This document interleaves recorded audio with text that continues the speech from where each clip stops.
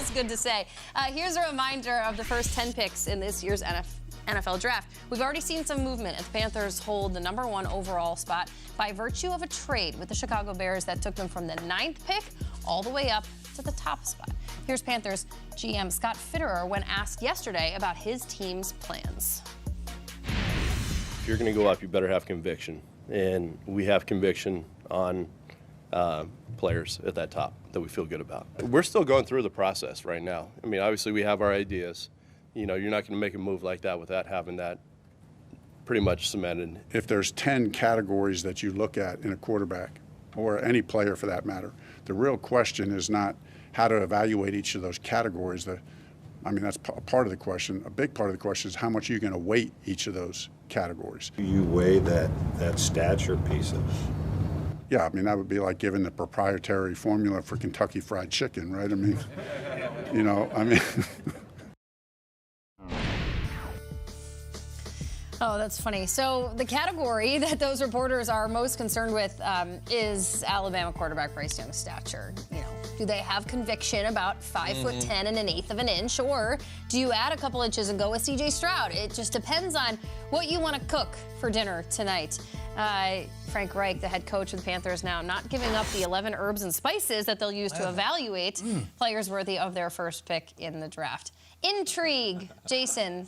Sprinkle some of that on top of your Kentucky Fried Chicken. My Kentucky Fried Chicken, I'm more of a Popeyes guy, but that's neither here nor there. But as I look at this #1 pick last night, I'm like, all right, let me do a little bit of research. Let me dive into all the mock drafts that are all over the internet. And it's just like, you look at the first 4 that pop up on your internet search, and it was just like, all right, Bryce Young, C.J. Stroud, Anthony Richardson, and Will Levis. It was each mock draft had a different quarterback going first overall. And I think it's wonderful because, like Scott Fitterer and like Frank Reich said, there's so many categories that you dive into. And it's like, all right, which category is the Carolina Panthers? Which one are they going to fall in love with? And how are they going to weigh these quarterbacks? And I think leading up to this draft, they don't know and we don't know. And I think that's the best part because going into draft night, we're all on the edge of our toes waiting to see what the insiders are saying, who's going to be the #1 pick. And it had me thinking, I'm just like, all right, you have 4 quarterbacks there. How do you figure out which one to go to? And what is that comparable to? And I think about our audience. They wake up every single morning. And at first, I'm like, all right, maybe you wake up and you're craving some ice cream. But there's like 31 flavors. So there's too many to choose from. But you turn on NFL Network and you see Good Morning Football. And you see 4 people at the desk. And it gets you thinking, all right, how am I going to choose which host am I going to be in love with?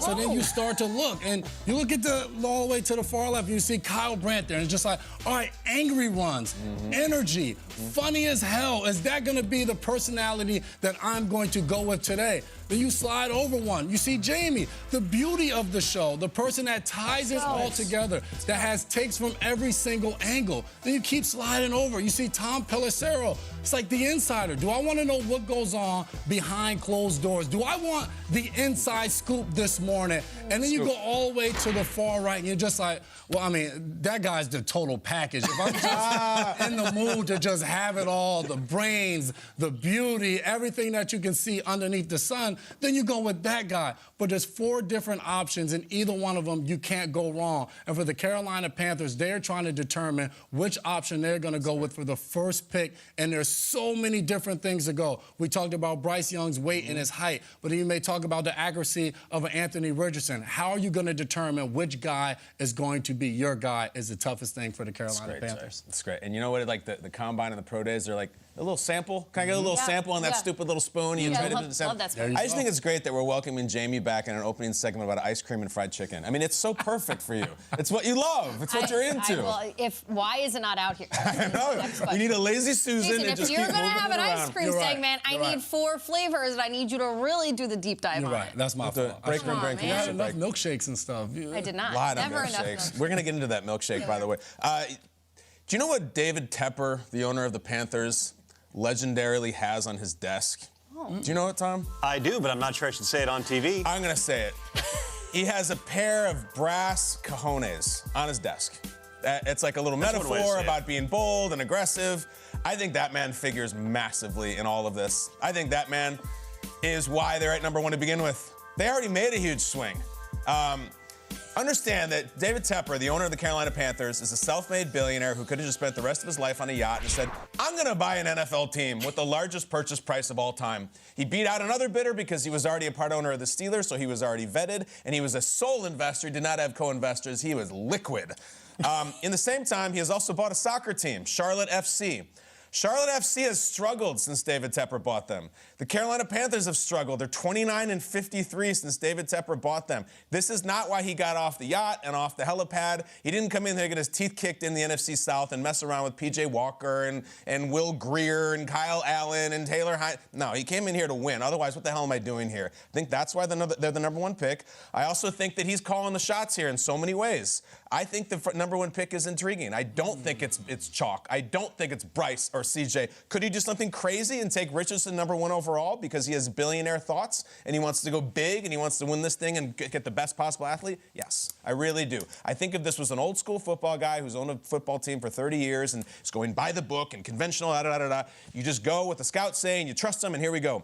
I think David Tepper's into making empire moves, as Heisenberg would say. We're not here to go 8-7 or 7-8 or whatever the hell the math works out to this year. I think we're here to win a Super Bowl. I think he's going to swing out of his shoes on this. And if it doesn't work, maybe he sells the team, goes back to the yacht. That's the luxury he has. I think he is suffering in soccer, suffering in football, and that's not why he's playing the game. I think Tommy could go anywhere, and I think this is big time an owner's pick. That's why you get into the game to make picks like this. Well, give David Tepper credit for what he's done this offseason. He gave them a lot of resources. When you look at not just hiring Frank Reich, but the staff that they put together, and you've got this unique mix of the veteran coaches bringing in a Dom Capers as part of your staff, and then you've got the young up-and-comers, Jiro Evero being the defensive coordinator, which was not an inexpensive move. Thomas Brown being the offensive coordinator. Guys like Sean Jefferson coming in as the wide receivers coach. That's putting money into the staff to put the right people around, make sure this team and this young quarterback are going to have the right supporting cast. Now, Frank Reich being the head coach, and he talked yesterday about what he looks for, and of course didn't want to give anything away, but is it fair to say Frank Reich might have a type for the quarterback that he's looking at? Look at the physical attributes of the quarterbacks that Frank Reich had during his time in Indianapolis. Pretty tall guys. They all are kind of the same shape, more or less. 6'4", 6'5", big, strong, pocket passing types. You know, Luck could move, Wentz could move, but Matt Ryan, Phillip Rivers, Jacoby Brissett, they're all kind of those big-bodied pocket passers. So now, Frank Reich said yesterday, well, I also got a really high grade on Russell Wilson when he was coming out. Well, that's fine. But so far, every bit of your track record says you want that traditional body type. And you brought up the comparison, okay, the four of us on the set, who would you take? Well, I guess I'm probably the Bryce Young of this, not just because I might be the best, but also because we're the same height. And I don't know that fits what Frank Reich is looking for here. With Bryce Young, you've got everything in the package, everything that you look for when you talk to scouts and coaches about him, how he throws the football, the processing, the style of offense that he comes out of here. The one thing, it's not just the height, but it's also just the overall size. He's a smaller framed guy. He played at like $186 last year, put on a bunch of weight for the combine. Are you going to be able to convince yourself that we can make this work? Are we going to have to get him outside the pocket? Because you got these big 6'6" defensive linemen in front of him. We're going to play a different style of offense. These are all the things that they've got to evaluate moving forward. And yeah, that absolutely leads a lot of intrigue in this. Well, what's promising about what Bryce Young just had to go up against in the last couple of years is that the guys coming out of the SEC on the defensive side of the ball are 6'6" and they have long arms. So he's facing a Georgia defense that feels like they have top 10 picks left and right over the last couple of years. So it's not something that Bryce Young hasn't seen before. Can I see the screen again with the quarterback prospects? Because what I love about the ice cream flavors here is that they are all so different, not only in their size, but of their style of play, of their experience. Bryce Young is coming off of winning a Heisman, winning a national championship. He was the toast of the town in Tuscaloosa. In the SEC, C.J. Stroud, a plethora of experience, but like, is there question about what his willingness to run the ball? Anthony Richardson has, what, a dozen games, if that, under his belt for college football? And then Will Levis is kind of the elder statesman of the group. Their size is different, their experience, their personalities are different. And this is where the intrigue comes. It's the Panthers and subsequently the picks after the Panthers are going to tell us their personality, the personality of the team that they are investing in for the future. True. And it's a total domino effect because once the Panthers go, then the Texans have something to decide, and so on and so forth, the Colts. So it's not just about the first team. The intrigue lies, and I think the next 4 or 5 picks.